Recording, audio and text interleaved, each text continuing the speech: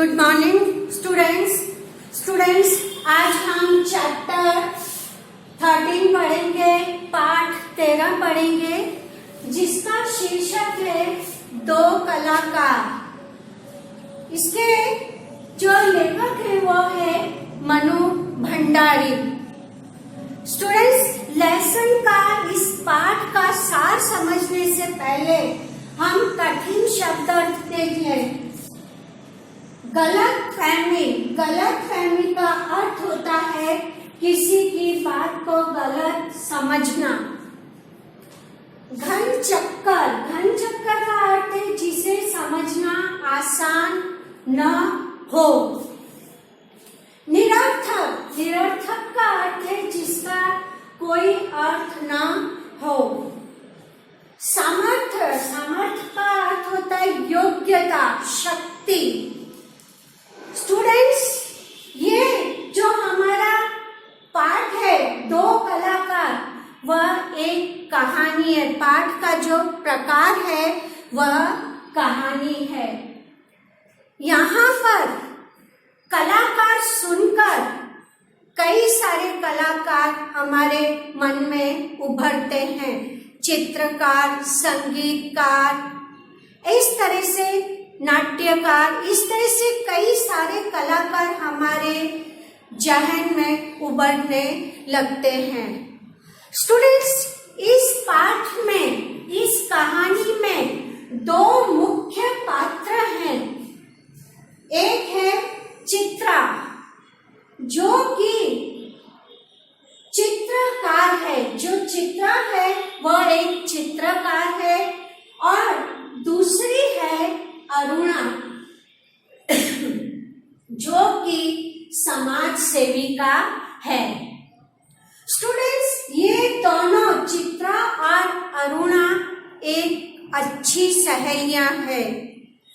वो हॉस्टल में रहती हैं और इस तरह से हॉस्टल में रहकर 5 साल में उनकी दोस्ती पक्की हो जाती है।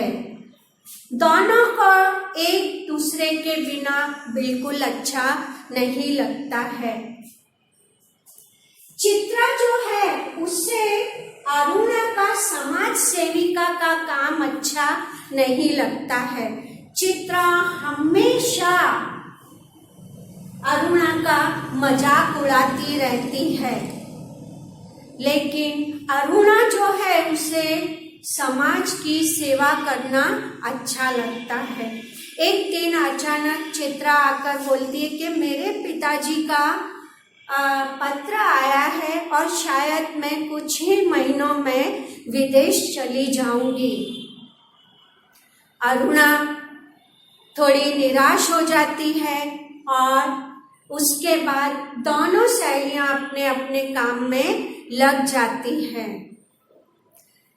एक बार वह दोनों ऐसा समय आ जाता है कि अलग हो जाती है।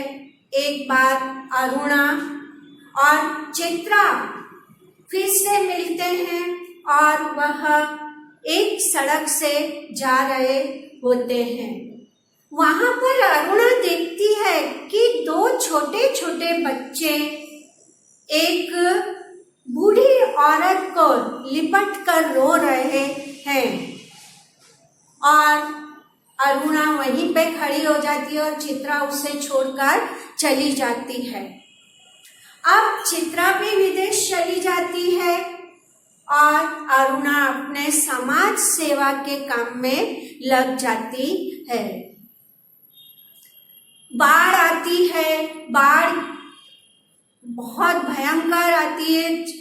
अरुणा घर घर जाकर सबकी सेवा करती है, उन्हें जरूरतों की चीजें देती है, और चित्रा जो है विदेश में बैठकर टीवी पे ये सब देख रही होती है।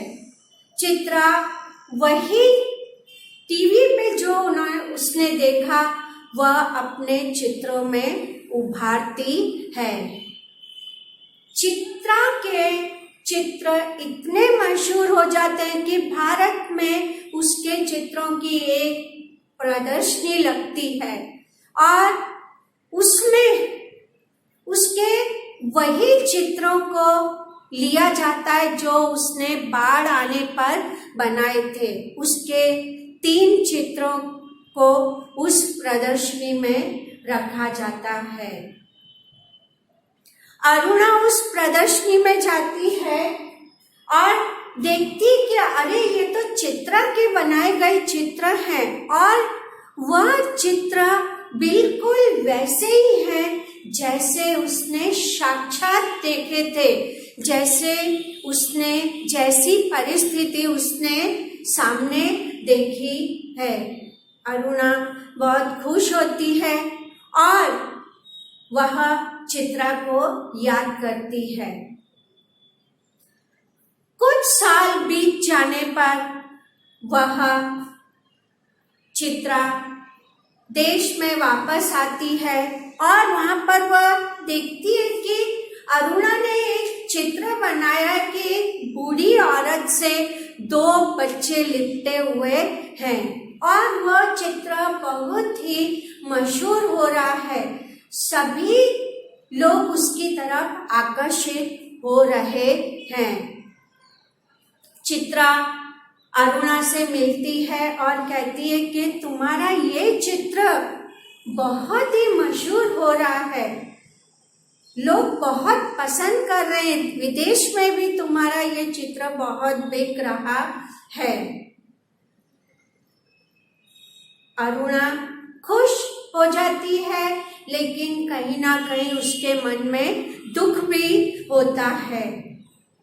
चित्रा कहती है तुम ये बात सुनकर खुश नहीं हो। चित्रा का ध्यान अचानक अरुणा के साथ आए 2 बच्चों पर जाता है और उन बच्चों के साथ एक पुरुष भी होता है। चित्रा अरुणा से कहती है कि अरुणा तुमने शादी कर ली और तुमने मुझे बताया तक नहीं और तुम्हारे 2 बच्चे भी हैं इतने बड़े बड़े। अरुणा अपने पति यानी वो 2 बच्चों को और उनके पिता को दूर भेजती है और वह चित्रा को लेकर एक कमरे में आती है और सारी बात बताती है कि ये बच्चे वही हैं कि जिस भिखारिन और 2 बच्चों का चित्र जो मशहूर हो रहा है, लोग खरीद रहे हैं, यही वो 2 बच्चे हैं। इनकी जो भिखारिन माता थी उनकी मृत्यु हो गई है और मैं इनकी माँ बनकर इनके जीवन को संवार रही हूँ। वह अपनी सहेली चित्रा को सारी बात बताती है। तो यहाँ पर मनु भंडारी ने 2 ऐसे कलाकार को प्रस्तुत किया है जो काम अलग अलग करते हैं। एक है सच्चाई को चित्र में उतारती है और एक जो समाज सेविका है वह सच्चाई को अपने जीवन में उतार लेती है। तो स्टूडेंट्स, आपको ये कहानी समझ में आ गई होगी। आप ये कहानी एक बार जरूर पढ़ना।